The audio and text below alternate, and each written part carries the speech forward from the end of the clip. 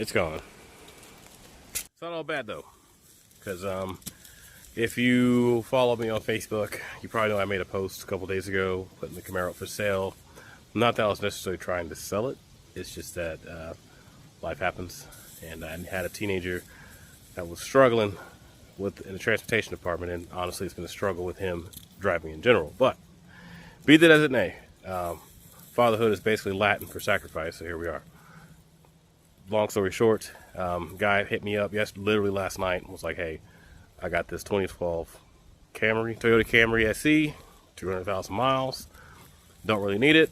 Bought it off a buddy of mine whose mom couldn't drive anymore. And she had it for 10 years, elderly woman. He had it for a couple of years. He said, I'd just take it to the store occasionally, went to Texas twice in it, and just kind of just sits here if you're interested. And I'm thinking, man, it's a tough call. Tough call.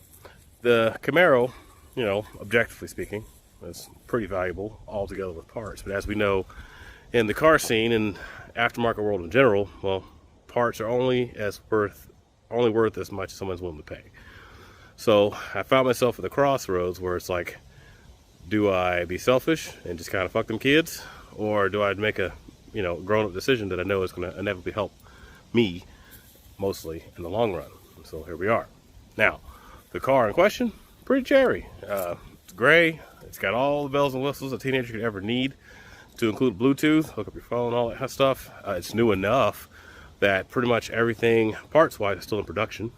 It will be for quite some time. And it's a Toyota. Hard to kill.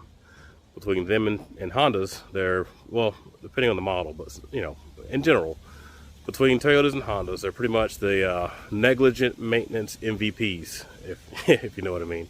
And this car is pretty solid. And it's early enough in its life that we can get a hold of, you know, anything that's major early, you know, ahead of time. So there it is, way over there.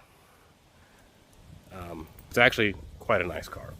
So the hope is that what he learned from that experience there will encourage him to take, you know, that new more seriously. That is yet to be seen. So with that being said, kind of felt that EJ was going to be inevitable. It was really just spawning into something well beyond a teenager's ability, especially somebody who doesn't really care to work on cars. So that's how we ended up here. But from the Camaro to the EJ to whatever, that's kind of what we're here for, is to have a realistic look on projects and cars and tuning in general. So I'm gonna get back to it, and thanks for watching.